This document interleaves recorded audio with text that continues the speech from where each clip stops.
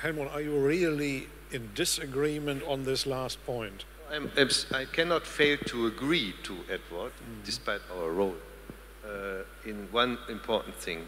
Africa needs an engagement strategy with the major players, new players. It's not just China, of course. It's Turkey, it's Malaysia, it's Brazil, India, and so on. Some countries have started that, like Namibia, Cameroon, Cape Verde Islands. They have written into their development plans where they see the comparative advantages of the new players and try to get the goodies in terms of technology transfer, in terms of local labor content and so on.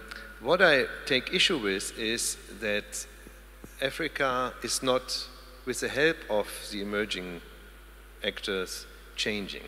If you look at the manufactured exports of Africa, they have since 2004 doubled in 5 years from 50 billion to 100 billion in 2009. Then they broke down as a result of the crisis a bit in 2010. And if you look then at who drove these manufactured exports, was it the EU? Was it the OECD countries? No, stagnant. Who drove that demand? First and foremost, China. And second, other players such as Turkey, Malaysia and so on, who buy from African countries, their new manufactured exports. Part of this is, of course, that China develops very fast. There is a wonderful development model by Ramos Chamon and Michael Kremer in the Journal for International Economics, I think 2006, which shows what happens if the relative balance of poor people and rich people changes.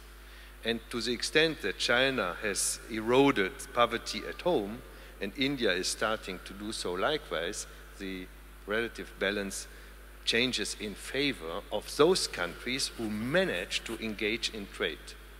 That is the condition, that because they face now, in principle, a much better terms of trade environment, because not only is the demand for their raw materials increased and so the prices and exports, but also they benefit, for example, from cheaper generics, from cheaper capital goods, from cheaper consumer goods, because to the extent that the 2 billion who integrated 20 years ago into the market economy engaged, then the Stolper-Samuelson theorem acted to the effect that these goods became cheaper.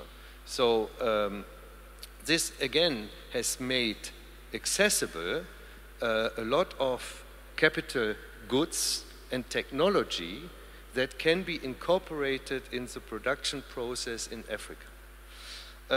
What I would like to do, perhaps it's a bit unfair, but I do it. Much of my knowledge is based on the African Economic Outlooks that we regularly release with the African Development Bank, the UNDP, and I have been involved in this special chapter 6, which looks at the impact of the emerging actors in 6 countries, not just China. Prepare for a TV ad. Yeah. No, and we cover about 51 countries in Africa, and so we asked African economists to do a stakeholder survey, how they see the West and how they see the new actors, not just China, but the new actors. And we got some surprising results. Unsurprisingly, they see a comparative advantage in hard infrastructure, in transport, energy, water, in special infrastructure, also in innovation, because they think that the firms have much more intermediate technology which fits better the needs of African companies.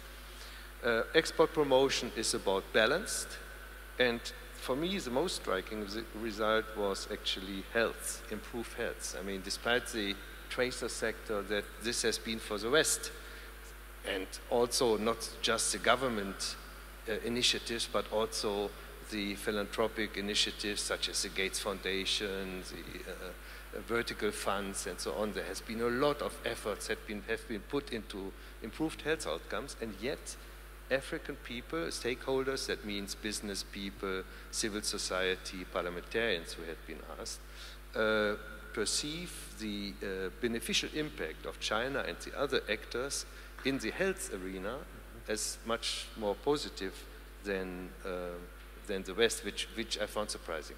Governance, by contrast, 0 for the new actors.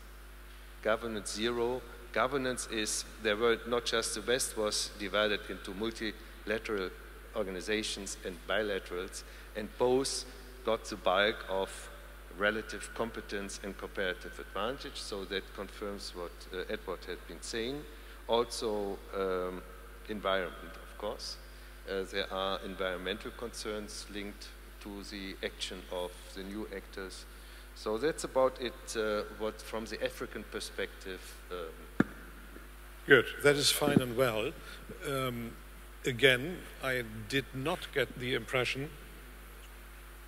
Yeah, I wanted to. Besides, we do 1 or 2 rounds of ping pong still here, and then please prepare for focused, short questions of yours to either of the panelists for about a quarter of an hour or so.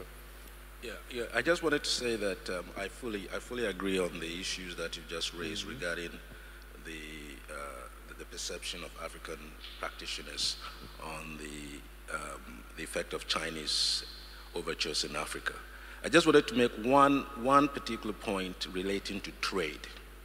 And I think with trade, a lot more can be done by China. Because even if you look at the 400 and some commodities or products that African countries have 0 tariff accessing Chinese market, these are primarily in raw materials, cocoa beans, hides and so on.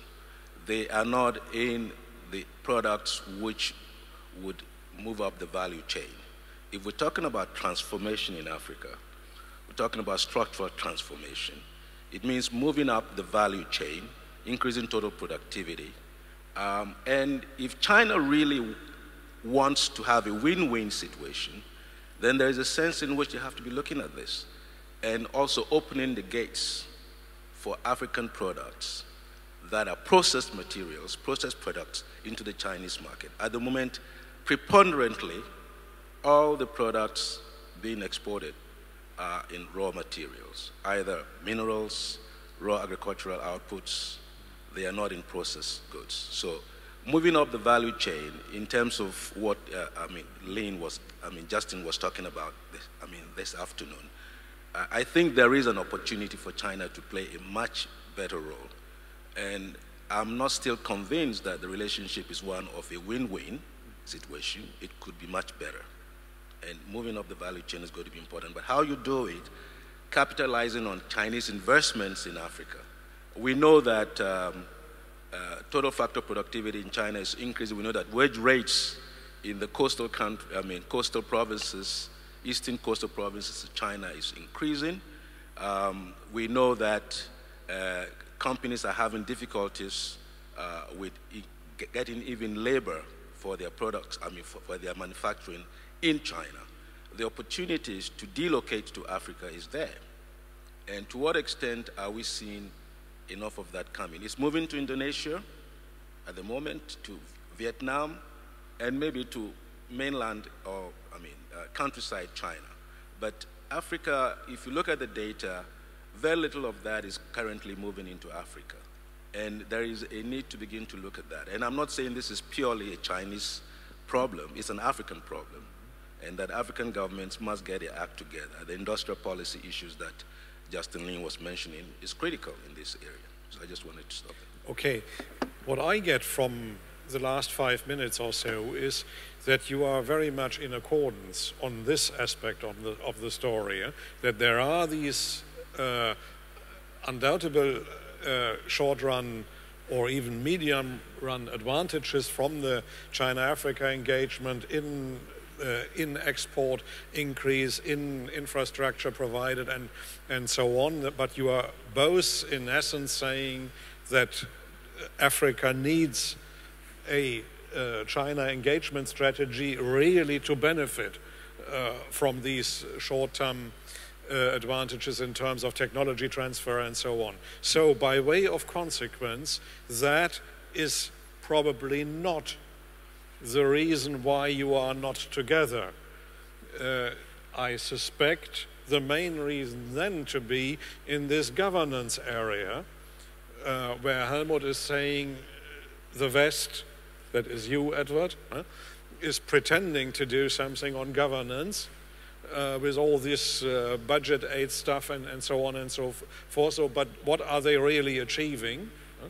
Whilst you say it is actually the opposite. So my suspicion is that your real difference lies in this governance area. Is that true?